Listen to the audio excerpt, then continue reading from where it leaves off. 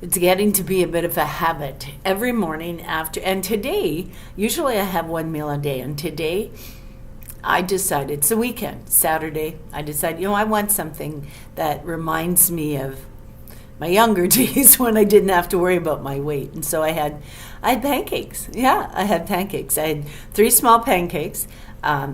You don't have to go over the top. You can still indulge once in a while, and you don't have to have like 20 pancakes, which is something I would have done in my 20s. So in my 60s, I had 3 small pancakes, and I had some real maple syrup. I seen it at the store the other day, and I just was drooling for it. So I thought, you know what? I'm going to do it. I deserve a treat. So I did.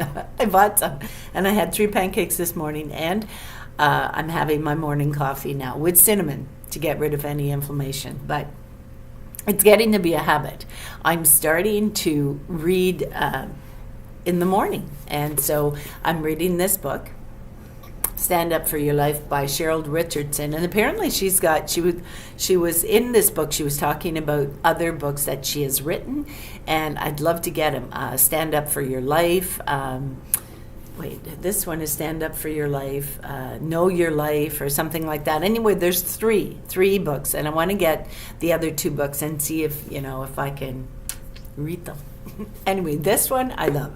It's kind of like a book, but it's a workbook, and it's really, really amazing. Now, I've joined a group through my local church, a senior group for women my age. Well, there's women in there maybe in their 40s, but in their 60s also. So we all get together and we discuss things, and it is a bit of a workshop, so I'm enjoying it. So this book is a bit of a workshop in a book, and so I found some more things. I did one yesterday, a video the other day about something that I read, and I don't know, it helps me heal. It helps me heal from things that I've gone through or things I'm dealing with as I'm transitioning into my elder years. So it's actually a good workbook to use. So I want to talk about something I found because I found it very profound. Okay, I found it very profound because, as you're growing up, what was the old adage? You speak when you're spoken to, you don't speak out of turn.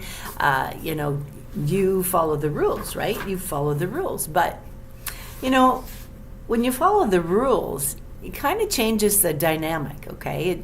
It becomes more like a control thing, okay? So that's what I found about this. And I see how this relates to my youth, to my growing up, my becoming a young adolescent and moving into my adult years and my senior years. So I see how this affects me. However, I'm going to read you, I think it's eye-opening. Okay, I think it's very thought-provoking from the book, okay? And I read it last night and again this morning. I thought, this paragraph that I'm going to tell you about is very, very profound. And it kind of sits in there. It sits in there and you think about it, okay? But I'm going to leave it to you to form your own opinion of the sentiment that is in this paragraph. Now, I didn't write this. This Cheryl Richardson wrote this in the book, but I'm just taking an excerpt from the book so that you can listen to it. So I'll see how this relates to my life, okay? Now, as a youth growing up, I was taught to keep my mouth shut. I grew up in the 60s, and so in that point of time, you did what you were told, you ate what you were given, and if you didn't eat it, you got nothing. Sometimes there was nothing to get, you know what I'm saying? So I was taught to keep my mouth shut and to obey without question. When I was told to do something, whatever it may be, if it was told to me from a family member who was older than me, I was told to do it, and I bloody well did it. I did it.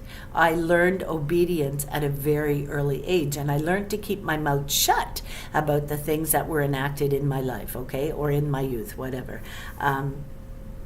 But as I got older, I rebelled. I was in my teens, 14, and I rebelled. I became a wild child. I was still controlled to a point, but I had my own way of doing things, okay? So, but that rebellion, when I rebelled, it actually made me into an outcast. And so my my close circle of energy, the people that were around me from day to day, my siblings, my relatives, my friends, okay, I basically became an outcast. I basically became, I guess you could call it the unwanted, okay, the unwanted.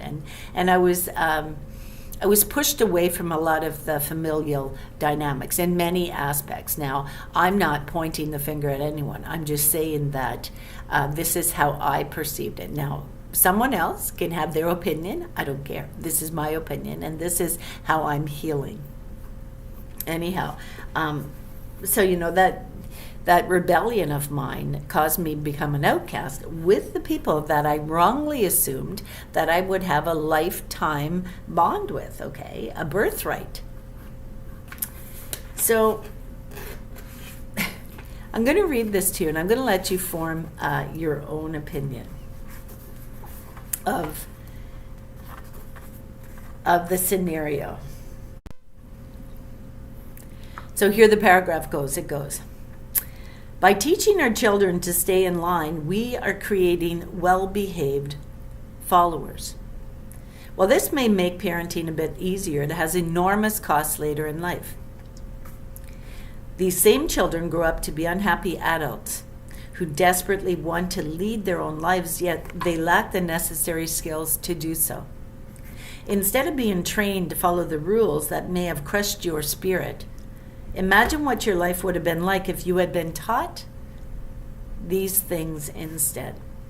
Okay? First, I should tell you the things that we are taught that change the dynamic in our relationships, okay? Okay, these are the things that you are taught as a child. Be nice. Be quiet. Don't get too excited. Don't get too big for your britches. How many of you have heard that? I know I have many times. Be seen and not heard. It wasn't explicitly said, but it definitely was followed through on. Put the needs of others before your own. Many times. Keep your expectations low and you won't be disappointed. How many times have you heard that? Right. Be modest. Keep peace at any cost. This is a big one that I lived in for many, many years until I decided to speak my truth. Okay, so keep peace at any cost. Even though it may be killing your spirit, you were taught to keep peace. Don't out-succeed your loved ones. I don't know about that one. Don't threaten others by being too bright. Don't toot your own horn. I've heard that one. Do what I tell you to do. You know how many times I've heard that in my lifetime? Oh, many, many, many times. As a child, as a young adolescent, and definitely as a married woman in my older years. Do what I tell you to do. Don't be too proud of yourself. Be happy with what you have. We've all heard that one. Don't be a know-it-all. And don't be so full of yourself. Like, unbelievable, right? And this is what we're teaching our children. Okay, but instead of being trained to follow the rules that, as I said, may have crushed your spirit, imagine what you would have turned out like if you had listened to these statements instead. Stop apologizing when you've done nothing wrong. Be courageous. Think big. Be ambitious. Don't be modest. Be seen and heard. Be enthusiastic. Be proud of who you are and what you know. And keep your expectations high. Go for it. So this is what she says about that. She says, when I think about how my life might have been different had I been raised with these type of rules, I know I would have spoken up in school when I knew the answer to a teacher's question instead of feeling too insecure to raise my hand. Yeah, and I was a very shy child. And when I wasn't shy, I was acting up to get attention, okay? It says, I would have performed in the high school plays that captured my imagination rather than relegating myself to the audience, secretly longing to be on stage. As a teenager, I wasn't like that. I was involved in many aspects of high school. I joined every sports team. I joined the music teams, the music groups, those type of things, teen groups. I joined every group that I could possibly join, and I think I joined every sports activity that I could. But the reason why is because I was looking for some place to belong, because I was basically, to me, my younger years, I was an invisible child. I was invisible child. I wasn't, I was never pretty enough. I was never smart enough. I was never important enough. My high school graduation, no one came. My graduation from military, no one came. There were Christmas celebrations where I wasn't even invited to celebrate with a group dynamic. Okay, so yeah, I became the invisible child. And then the invisible adult. Okay, so let's keep going. As I grew older, I would have had the courage to leave the relationships that wounded my heart instead of sticking around, desperately trying to be good enough. Yeah, that is so true. I wonder what you would have done differently. Would you have taken more risks? Would you have allowed yourself to stand out from the crowd, or used your talents instead of keeping them hidden? Now, I just thought that was really profound, right? So, are you born to be a leader? Or are you trained to be a follower? And that is a key question. I refuse to be a follower anymore. I refuse to follow the crowd. I refuse to do what anyone expects me to do. This is me in all my glory, or in all my whatever badness, whatever you want to call it, my rebellion, okay? This is me in my rebellion years. And I wish I had learned these skills a hell of a lot earlier, because my life would have turned out a lot differently than it did. I can tell you that much. So take a look at your parenting skills and take a look at what you're doing. Are you making the same mistake that was made in my life? And you want to know something? I always encourage my kids to get, when I was raising my children, to get involved in everything that would spark an interest in them. If they wanted to travel, get involved in that. If you wanted to do sports, get involved in that. And they did. My kids did. They got involved in sports, and they had three things: a sports activity, a social activity, and there was three things though. So, and they were my children were very vibrant. They were very interested, very independent. I was always there. I was always there ready when they needed me. But, and there were some times that I might have pushed them into something that I deemed necessary for them. And maybe they didn't have a lot of interest in it, but we soon found out if they were interested or not. But every one of them got involved in something in their life, and I encouraged that. I encouraged them, and I'm proud of how my children turned out. I see the differences in the type of parenting, and I believe that my parenting skills came from the fact that I wasn't given